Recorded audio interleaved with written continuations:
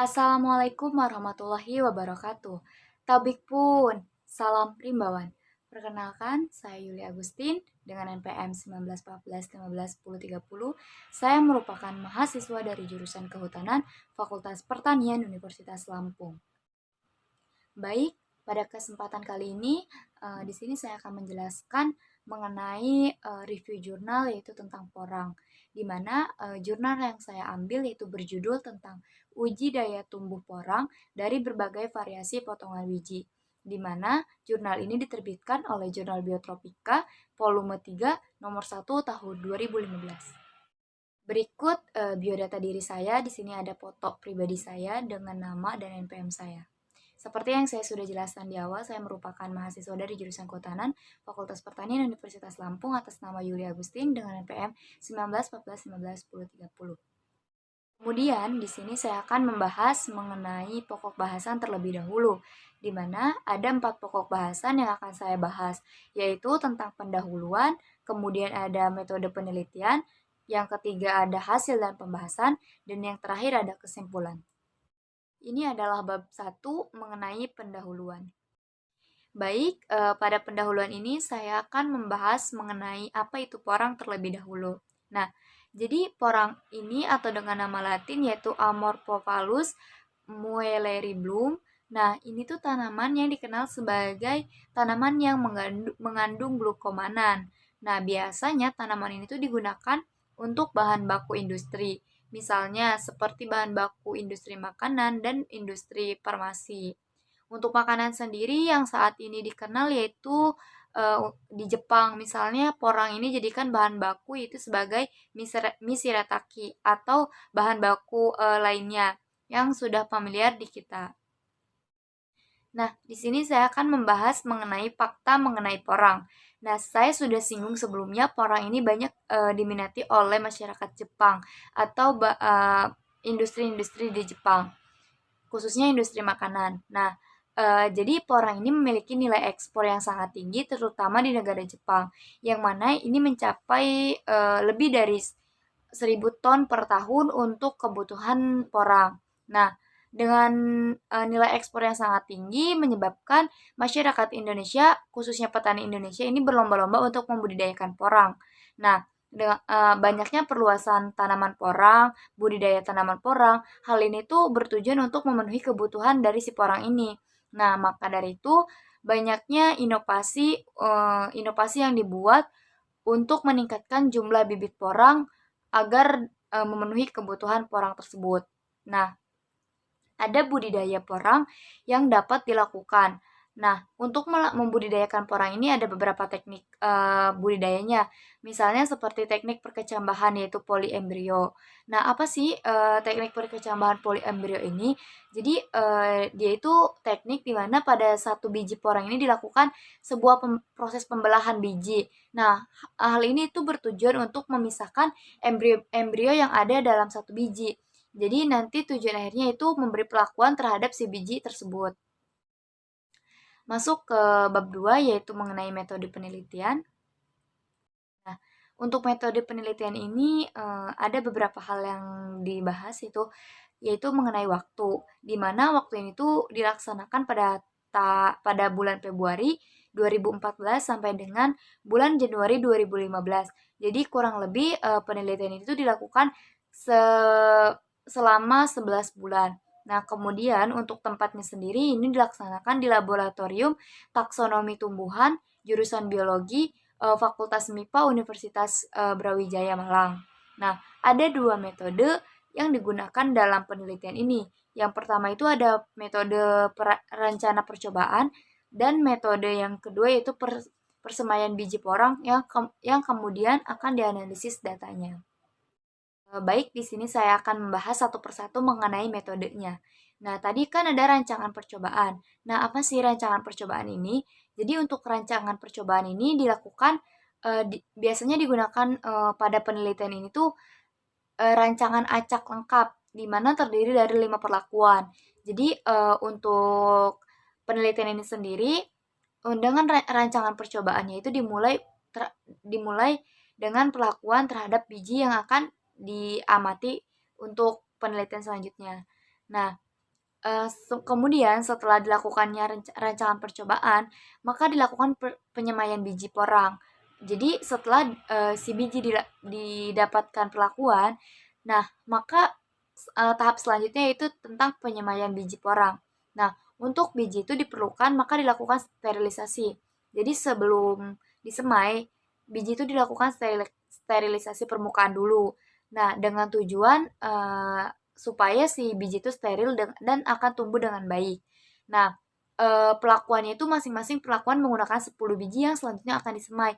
Jadi setelah dilakukan perlakuan terhadap biji dan sterilisasi, barulah si biji tersebut dapat disemai kayak gitu.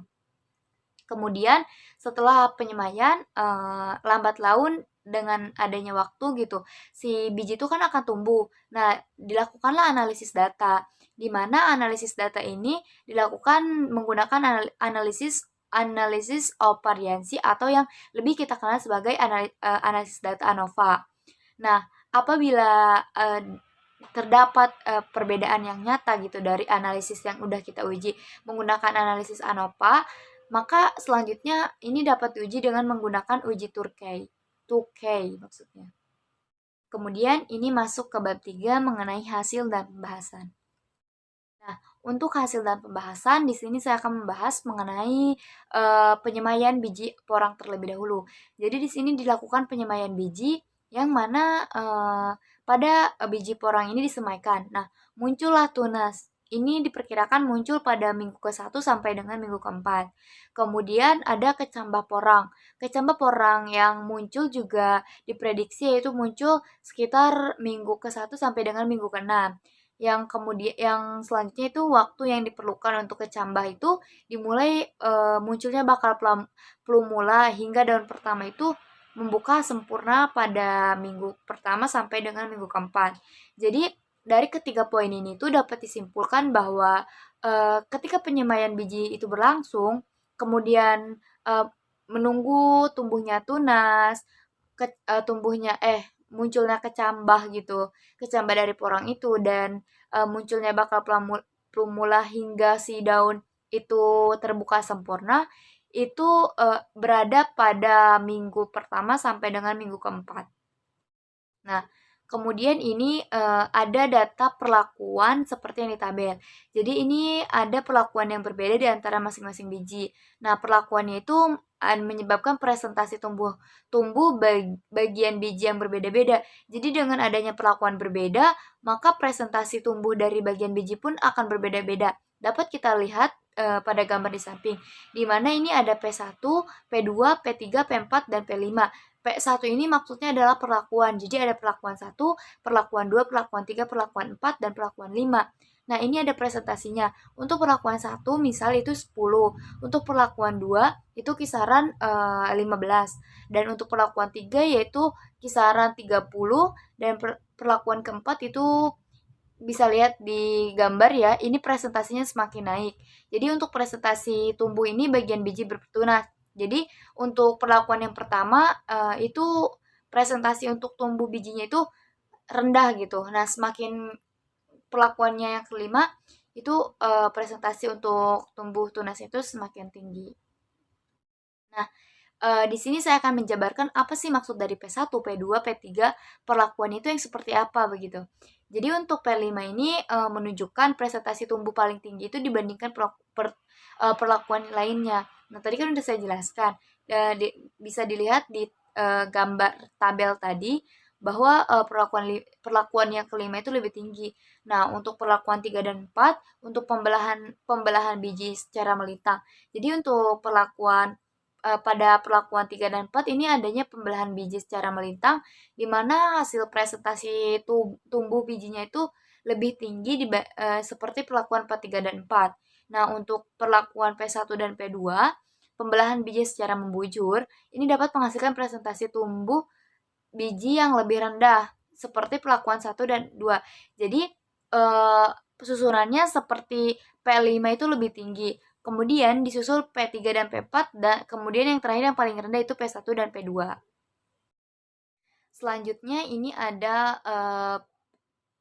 presentasi untuk perlakuan yang selanjutnya di mana ini tunas dengan per 10 biji. Jadi jumlah tunas paling banyak itu dihasilkan pada biji yang dibelah menjadi 3 secara melintang, atau di sini bisa dilihat dilambangkan dengan P3. Jadi P3 ini adalah pembelahan biji jumlah tunas.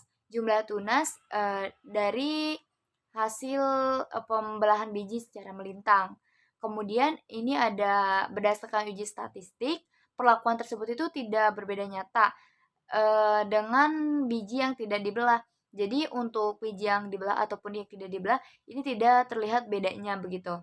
Nah, untuk pembelahan biji secara melintang juga menunjukkan bahwa jumlah tunas yang dihasilkan itu lebih banyak dibandingkan biji yang dibelah secara membujur dan secara statistik berbeda dengan nyata.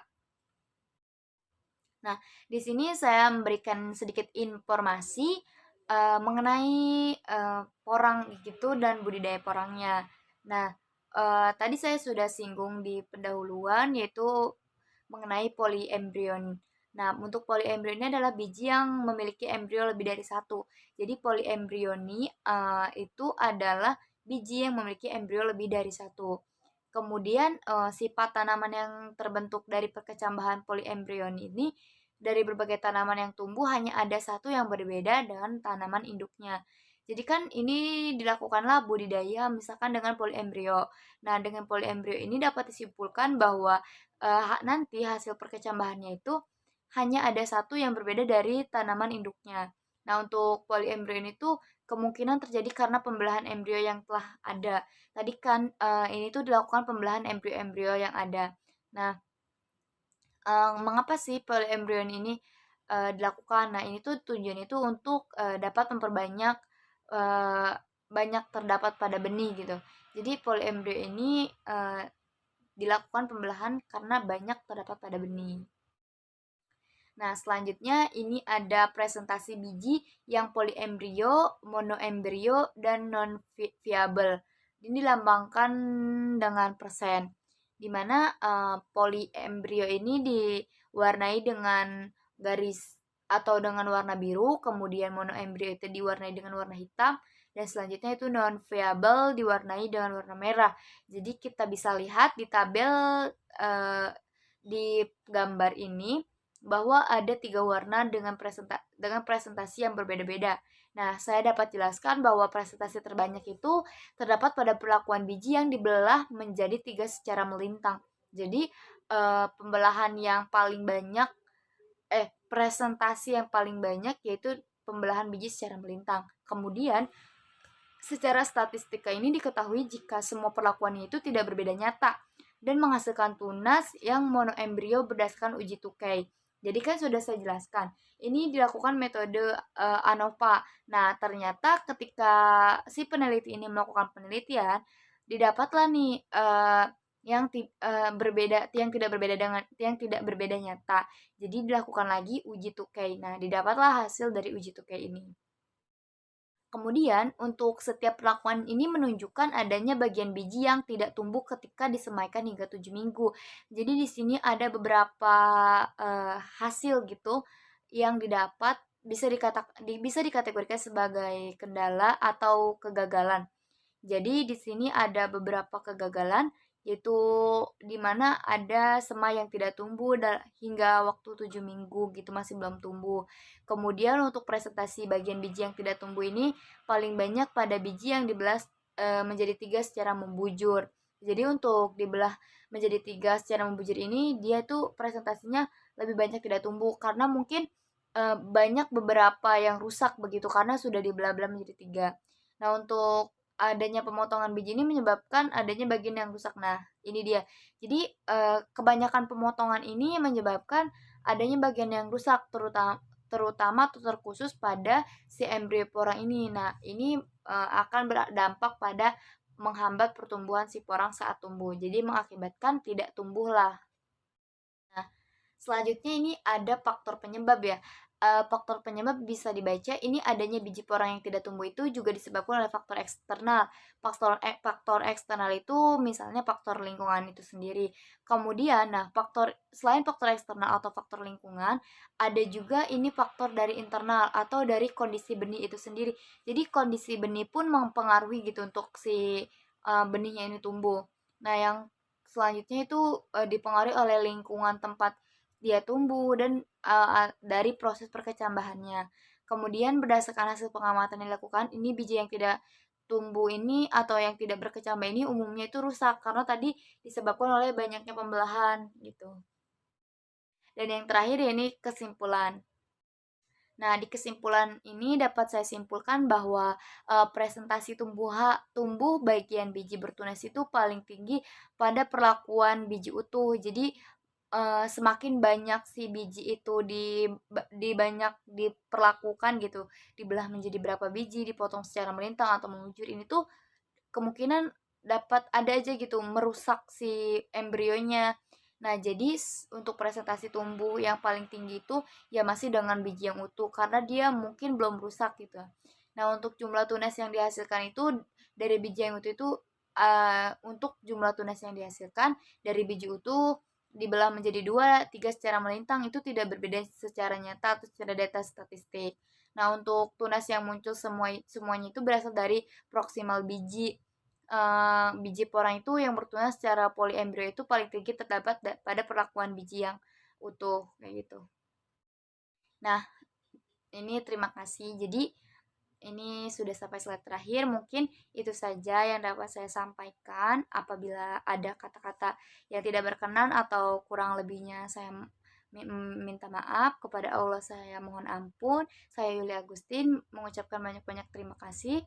Wassalamualaikum warahmatullahi wabarakatuh.